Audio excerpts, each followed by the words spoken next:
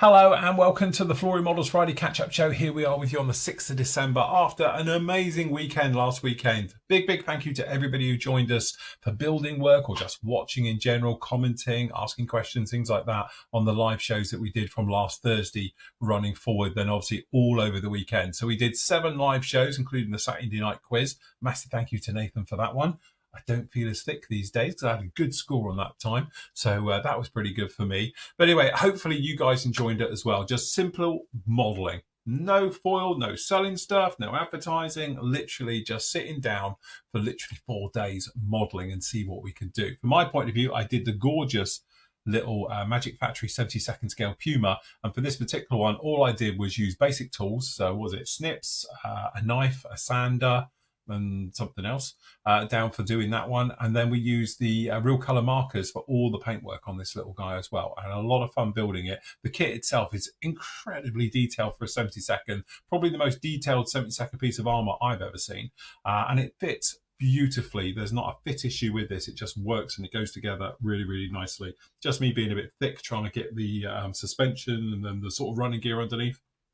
Took me a while to get my head around it, and I think it's that thing the instructions could do with a few more angles or better placements, things like that, to give you an idea of which way round things go, because again it just gets a little bit complicated. I went down a rabbit hole with it and then take it all apart and do it again, then it was perfect. But anyway, that went together really nicely. But you guys always never fail to impress us.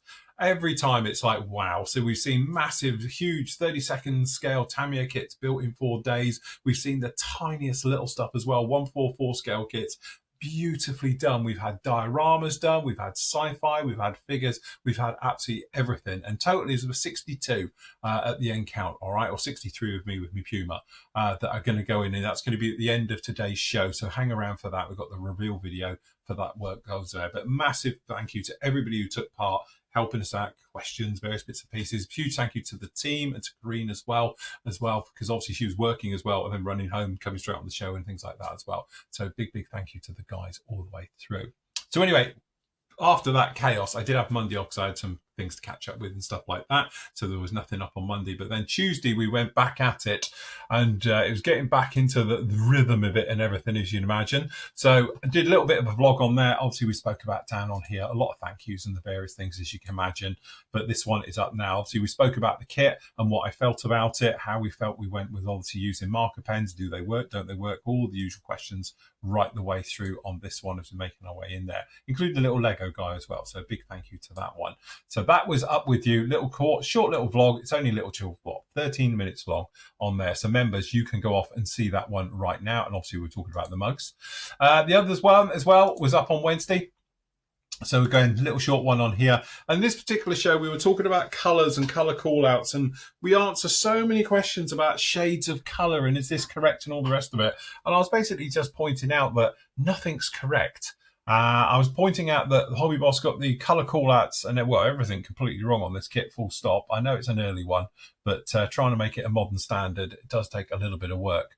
But yeah, pointing out that the colours are completely wrong for the call-out and how we went about fixing it and sorting it out as well. But generally having a discussion about paint and paint colours, and as long as you're in the ballpark, I don't think anybody really minds. If you want to go down that rabbit hole of like what it was like on a Tuesday morning, on a grey, wet Tuesday morning, what colour is it compared to a nice sunny Sunday afternoon and things like that, that's a rabbit hole you just have to go down on your own, all right? But asking advice about colours, generally that's what it is. Paint manufacturers all have their slightly different shades and hues, and we've all got our favourites and the reason we use them and things like that as well. But anyway, that was my little, I wouldn't call it a rant, it was a little talk about it. And also we were discussing, because as I say, I got up some reference photos of what I'm going off of and how I've gone about doing the colours and my colour choices as well. That's a cool photo. All right the way through. But anyway, we were talking also about the decals, because they're completely wrong. They're completely the wrong color as well, and they're just awful. But we're going to go with them, and obviously we're going to try and make it work with those. But anyway, members, you can go off and see that one now. It's a little 13-minute video as well. That is up there right now. Last night, it was a live show. It's the members' live show, so we can't show most of it because we'll probably get in trouble. But we're on there. Massive thank you for Karine, who made the effort. Because she was Little Black Pete. If you're in the Netherlands or Belgium, it turns out, you'll know all about this one because obviously it was Sinterklaas or Sinterklaas He was obviously going around the Netherlands yesterday, and to celebrate it, Kareem was dressed up because she'd been doing a little bit with the kiddies and things like that as well. All right. So anyway, members, if you want to go off and you can see about that one and see about our chats and everything and a few problems we've had with the forum and stuff like that, you can see that right now. That is up in the usual area, as you'll find all the members only videos as normal.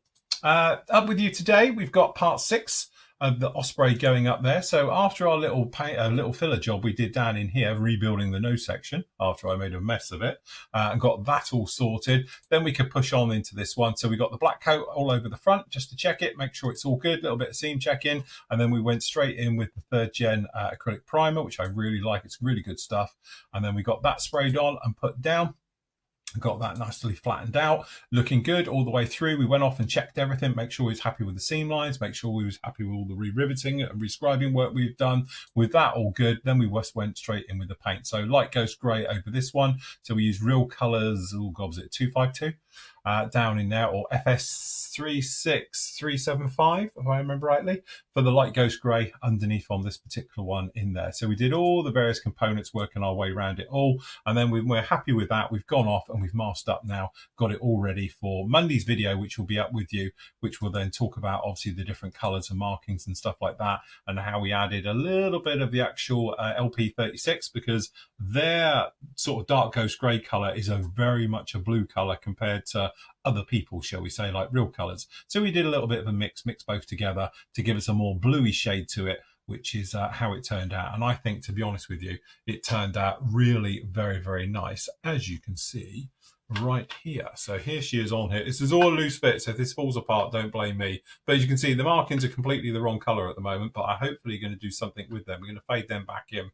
But in theory, they should be the opposite to the colour they're going over. So in theory, the ones on the top here, they should be a lighter shade than the grey that's on here. And then obviously on the underside, they should actually be a darker shade. And that's how it works. But anyway, we have gone round. We've got this guy all coming together. So this one's just about to go into weathering now. Going to go in with some post shading and things like that. Down in front here, we've got all the blades all folded and done. So we're talking about using Real Colour pens, which is a really quick and easy way of doing metal work these days. So we've got those on there.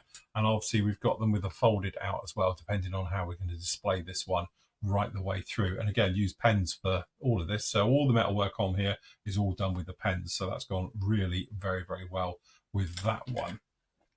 So yes, anyway, next part of that will be up with you on Monday. There we go, wrong one. We'll be up with you on Monday, and that will get you literally to here. Then the plan of action next week is we're going to push on quite heavily, get this thing sort of done and dusted and out of the way a little bit. And then obviously we're going to be pushing into the Nimrod, because next I've got, what, realistically 2.5 weeks to get the Nimrod built before we then pack up for Christmas and things like that. I don't think, honestly, I'm going to get a chance to get the Ornithopter done, which I wanted to do, but we will get the Ornithopter done probably the first build of next year as we make our way through with that one. But that one's coming along really very, very nicely. All right. Review up for you today is for this little kit. Unfortunately, I haven't got it on the system yet to show you, but all I'm going to say is Dora Wings. It's amazing. It's beautiful. If it goes together as half as good as it looks, this is going to be an absolutely stunning kit. So we've got the Vengeance Mark II 1/72 by Dora Wings. I want to know, and if somebody can tell me, why it hasn't got any ejector pins anywhere on the entire kit. I can only assume the sprue lug plunge bit that injects it all in is what gets it out the mold, but there's no ejector pins on this kit at all. Weird. Never seen it before, but very, very nice as well. So anyway, the full review of that will be up there. I'm impressed. This is one of those things I've been speaking about recently, that the 72nd scale manufacturers out there are producing kits of a better quality than you'll find in 148 and 132nd. This is a classic example. It's got a ton of photo etch for that. For something so small, you're going to have a highly, highly detailed aircraft kit down in there. And again, it's got beautiful markings. You've got a mask set with it. It's just everything in one box. And I know they're a little bit expensive, but honestly, when you get everything in one box, you'll be absolutely fine. This is all still a loose fit. Don't panic. All right. Also, as well, I just have to thank Latiki, who have sent me a TU 22 M2 Backfire B. Has it got the big old kitchen missile on it? Probably. Down in there as well. Again, really looking forward to seeing this one. I got a whiff of it a while ago and I said to them, I can't wait to see it. And they said, don't panic, I'll get you one out straight away. Anyway, they're here now. So expect a review of that one up probably around about Tuesday next week. as we make our way through. So yeah, something very, very nice with that one. Last up, we have had a few little tweaks, shall we say, for the members on the actual forum. What's happened is that we've got a new system, which I didn't know had been implemented, that came in a couple of days ago. Nobody told me, that it's now got an AI system that works out the best place for your posts. So when you do you go to post up a message or to carry on a thread or something else like that, if you don't put it in a specific area, it will then work out where's the best place for it. And I can honestly say I've done a little bit of testing with it this morning whilst I've been talking with the developers and sorting it out. It works incredibly well. It goes off. So if you just put down a designation of something, like, you call it a P, whatever it is, P27, whatever, it goes off on the internet, finds out what one of those is, and then it works out the best category which should be put in. You can override it at any point, and it does give you multiple choices, because that's the trouble we've had, obviously, with the turkey shoot, because it was thinking it should go into the aircraft 48 scale jet aircraft gallery, and it was doing it for you, and that's why it's moving them. It's now been fixed. I can say that at the time of doing this, I was speaking to them around about 1 o'clock, and apparently it has been fixed now, and it should be working like a dream. But just before you post on the forum, just make sure it's in the correct area, because it will give you multiple choices. And obviously it will work out the best one, but you can override it anytime and just simply say no.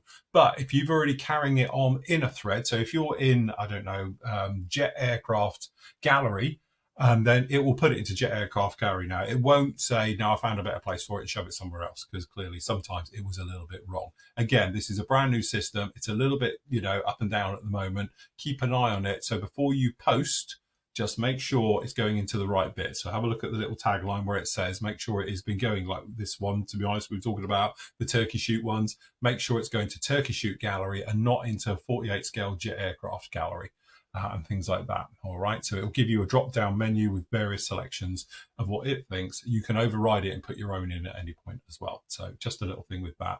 Also, down to the mugs, we're down to probably about the last 80. We had 350 of these, limited edition. We've got about 80 left. So members, if you do want to get a mug, you know where they are. They're in the exclusive members offers area. I will link it down below here as well. And then obviously into the members area, so you can go off and get it. All right. But again, we've only got around about 80 of these left now out of the 350 that we started off with. So they are going fast. So if you do fancy a mug, you can put them down. And the last part on that, anybody who's ordering to Canada at the moment, of course, I will keep your orders until the postal strike's over. So if you just let me know when you want them, I can hold them here. So if you do want a mug, you can order it now, pay for it now, and all the rest of it. I will ship it as soon as the postal strike is over, and it goes out to you like that.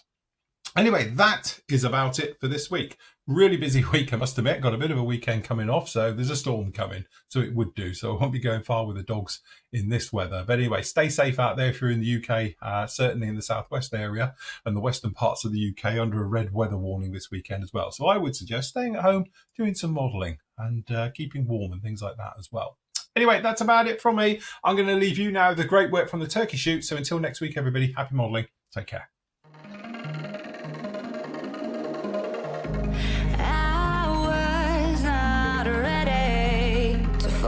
I'm wasted. My heart grows heavy. Don't taste me rushing and keep your words naked. You got me blushing.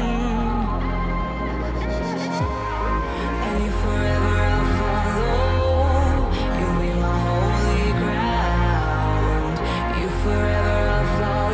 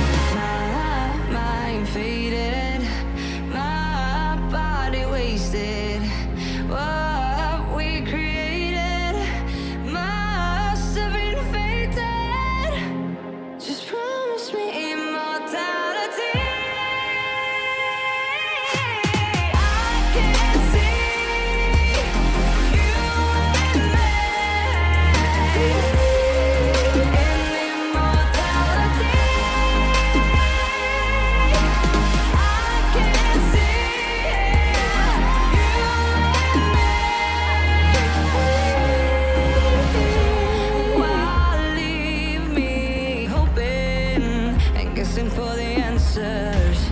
No